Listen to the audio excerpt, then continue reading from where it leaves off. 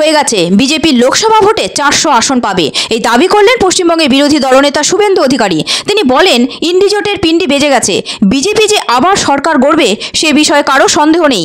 8 থেকে 80 সবাই সে কথা জানে। পশ্চিমবঙ্গে মিথ্যেবাদী ও চোরেদের সরকার চলছে, এরা শুধু টাকা চুরি করতে জানে, ভোট চুরি করতে জানে। এসব এবার হতে দেব না। 17 সালে টেট পাস করা লোকরা চাকরি পেয়েছে, 22 সালে টেটের রেজাল্ট বেরিয়েছে, তার চাকরি হয়েছে। লাভটা হয়েছে 150 টাকা, পরীক্ষার যে ফিজটা সেটা 500 টাকা করা হয়েছে। চোর মমতা সুপ্রিম কোর্টে লয়ারদের পেমেন্ট করার জন্য বেকারদের কাছ থেকে 27 কোটি টাকা তুলেছে শুধু চাকরির ফর্ম বিক্রি করে। 2 কোটি টাকা পরীক্ষায় খরচ হয়েছে, 25 কোটি টাকা সুপ্রিম কোর্টের বড় বড় দামি লয়ার, 25 লাখ, 30 লাখ, 40 লাখ টাকা যাদের এক এক দিনের ফিস, তাদের পিছনে খরচ করা হয়েছে ভুয়াদেরকে চাকরি রেগুলারাইজ করার জন্য। এবং তার জন্য পশ্চিমবাংলার বেকারদের কাছ থেকে কার্যত চাঁদা তোলা হয়েছে। সেই জন্য 22 সালে টেটে অ্যাপ্লিকেন্ট ছিল 10 লক্ষ, 23-এর টেটে অ্যাপ্লিকেন্টের সংখ্যা হয়েছে 3.5 লক্ষ। এই ঢপবাজিটা লোক ধরে ফেলেছে, এই চাকরি দেওয়ার লোক নয়।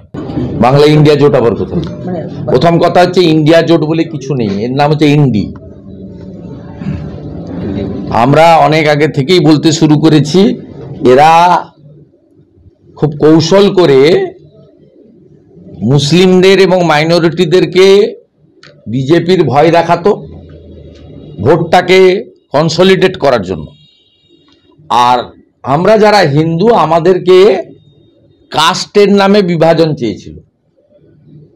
এবং এই বিহার থেকেই যে অশুভ জোট তৈরি হয়েছিল, এই তেজস্বী যাদবরা, তারা মমতা ব্যানার্জি, রাহুল গান্ধীদের ইন্ধনে কাস্ট সেন্সাস নামক একটা জিনিস আমদানি করেছিল, যাতে আমরা হিন্দুরা আমাদের বিভিন্ন কাস্টে বিভক্ত হয়ে যাই। কেউ ব্রাহ্মণ, কেউ ভূমিয়ার, কেউ লালা, এখানে কায়স্থ, মাহেশ্ব, কেউ শিডিউল কাস্ট, কেউ ওবিসি ইত্যাদি নানা বহু ধরনের সাব কাস্টে আমরা যাতে বিভক্ত হয়ে যাই। তাহলে 25-30% সলিড আছে, সঙ্গে আমাদের একটা অংশকে নিয়ে পিছনের দরজা দিয়ে ঢুকে পড়ো। তাহলে পরিবারবাদ, তোষণ আর দুর্নীতি কন্টিনিউ করো। 4G, 3G, 2G safe. 4G মানে জওয়াহরলাল নেহরু, ইন্দিরা গান্ধী, রাজীব গান্ধী, রাহুল গান্ধী। 3G মানে শেখ আবদুল্লাহ, ফারুক আবদুল্লাহ, ওমর আবদুল্লাহ। 3G মানে করুণানিধি, MK স্ট্যালিন, উদয়নিধি। আর 2G মানে মমতা ব্যানার্জি, অভিষেক ব্যানার্জি, মুলায়ম, অখিলেশ, লালু, তেজস্বী, অসংখ্য আছে 2G।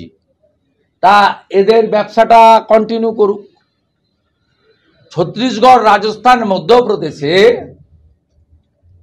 সর্বস্তরের রাষ্ট্রবাদীরা একজোট হয়ে, সনাতনীরা সঙ্গে জনজাতিরা একজোট হয়ে এই কাস্ট সেন্সাসকে পরাস্ত করে রাষ্ট্রবাদ এবং বিকাশবাদকে জিতিয়েছে। তাই এই ইন্ডি জোটের পিণ্ডি ছত্তিশগড়, মধ্যপ্রদেশ, রাজস্থানের নির্বাচনেই চটকে গেছে। অর্থাৎ লোকসভা ভোট নিয়ে আপনাদের আর কারো ভাবার কিছু আছে বলে আমার মনে হয় না। 8 থেকে 80 সবাই জেনে গেছে নরেন্দ্র মোদীজি বিপুল সংখ্যা নিয়ে আসছে। আমরা তো বলছি 400-র উপরে, কেউ বলছে 385, কেউ বলছে 382, কেউ বলছে 375, আমরা বলছি 400-র উপরে।